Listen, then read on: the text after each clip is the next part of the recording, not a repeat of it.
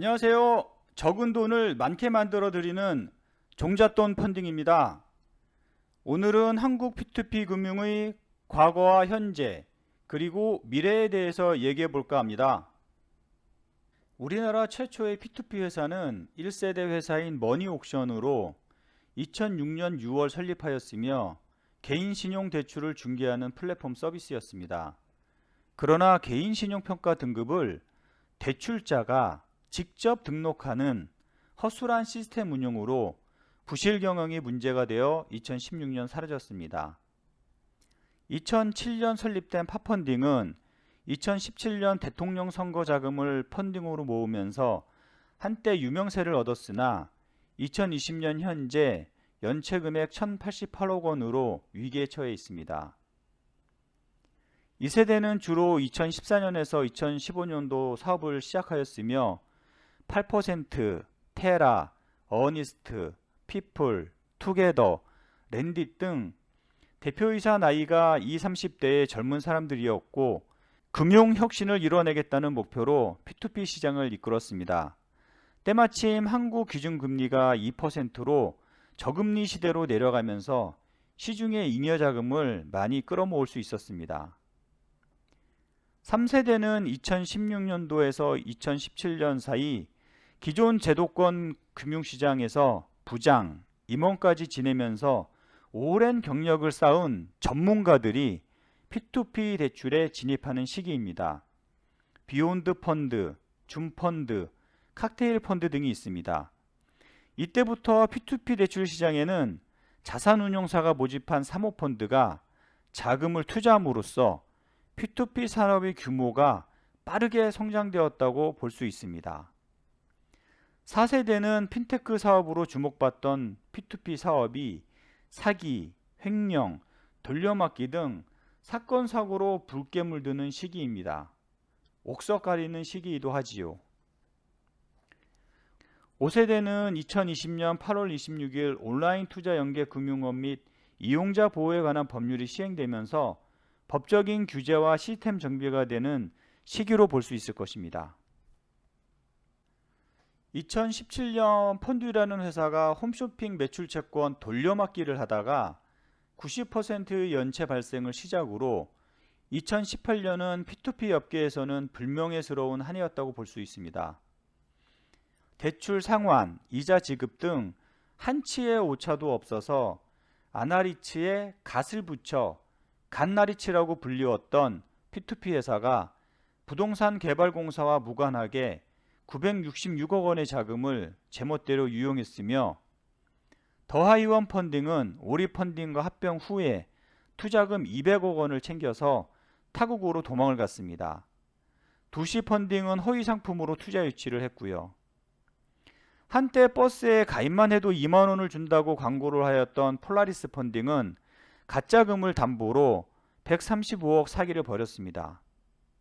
업계 2위였던 루프 펀딩은 부동산 PF 대출을 진행하면서 건설 대표사와 공모하여 400억 대출을 해주고 본인이 80억을 받아쓰기도 하였습니다.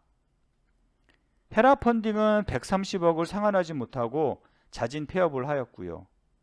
이렇듯 2018년도에는 유난히 P2P 사건 사고가 많았으며 P2P 투자자들에게는 힘든 한 해였습니다. 그럼 P2P 대출 피해 유형을 살펴보겠습니다.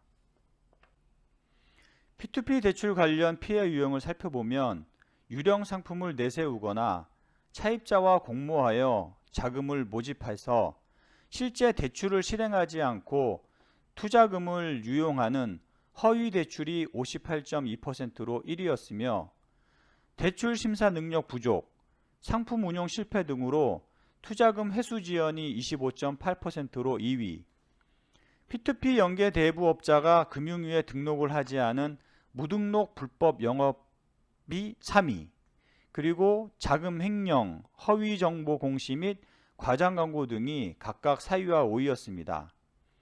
안타깝게도 상품 자체가 없는 허위 대출이 2위를 차지하고 있습니다.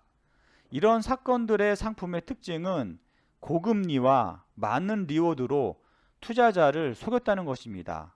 또한 처음부터 잘못되고 확인되지 않은 투자 상품을 만들어서 투자자를 기만하였다는 것이고요. P2P 투자를 함에 있어서 제일 중요한 것은 투자 상품을 이해할 수 있느냐, 이해되었느냐, 또 이해된 상품을 확인할 수 있느냐는 것입니다. 만약 이해되지도 않고 확인할 수도 없다면 아무리 많은 이자와 리워드를 준다고 해서 투자를 해서는 절대 안 될 것입니다.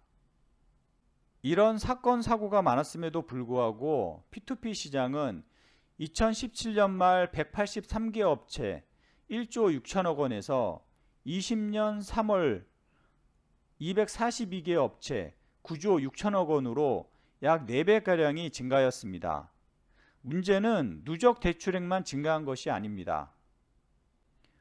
표에서 보듯이 17년 말 5.5%의 연체율이 20년 현재 15.8%로 증가하였습니다. 즉, 대출자금 회수가 잘 안되고 있다는 것입니다. 한국 P2P 금융협회의 공시자료에 따르면 대출 상품이 부동산 PF, 부동산 담보대출 등을 취급하는 P2P 회사의 연체가 높으며 20년 2월 말 현재 부동산 대출 상품만 취급하는 16개 회사의 평균 연체율이 20.9%, 나머지 28개 회사의 연체율이 7.3%에 비해 2.9%가 높다고 합니다.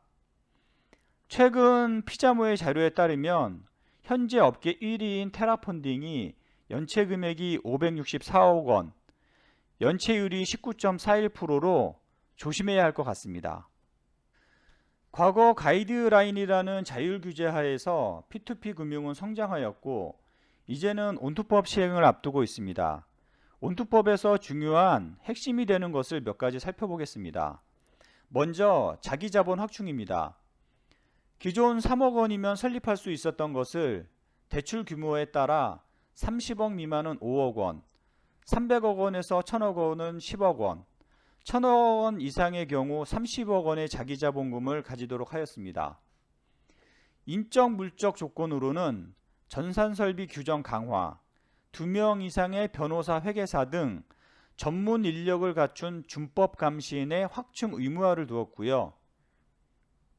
단일 차입자 대출 한도를 두어 대출액이 300억 미만의 업체는 최고 21억 원 대출, 그 이상의 업체는 채권 잔액의 7% 이내 또는 최고 70억 원 이내로 차입자 한도를 규제하고 있습니다.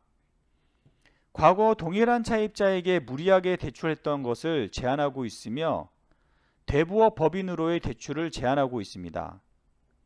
투자 한도는 개인이 건당 500만 원으로 기존과 동일하나 P2P 업체당 제한 두었던 한도를 전체 P2P 회사로 확장하여 부동산 1000만 원, 동산 3000만 원으로 투자 규제를 하고 있습니다. 법인, 기관, 전문 투자가들도 투자에 제한이 없었으나 한 상품의 최고 40%까지만 투자 가능하게 규제를 두고 있습니다. 이러한 규제는 과거 제한 없이 무분별하게 대출되었던 행위를 규제하면서 P2P를 건전하게 발전시키기 위한 자구책의 하나라고 생각됩니다. 마지막으로 P2P 대출의 미래는 어떨까요? 개인적인 사견이니 제 생각과 다르더라도 이해하여 주시면 감사하겠습니다. 아마도 시간이 지나고 나면 P2P 대출 회사들은 이렇게 얘기할 것 같습니다. P2P 회사는 온투법 이전과 이후로 나눈다고요.